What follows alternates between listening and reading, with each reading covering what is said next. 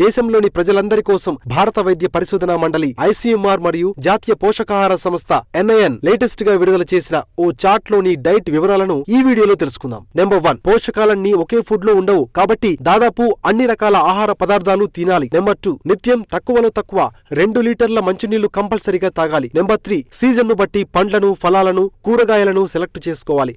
Number 4, కాఫీని సాధ్యమైనంత తక్కువగా తాగాలి. బలవర్ధకమైన పదార్థాలకే ప్రాధాన్యత ఇవ్వాలి.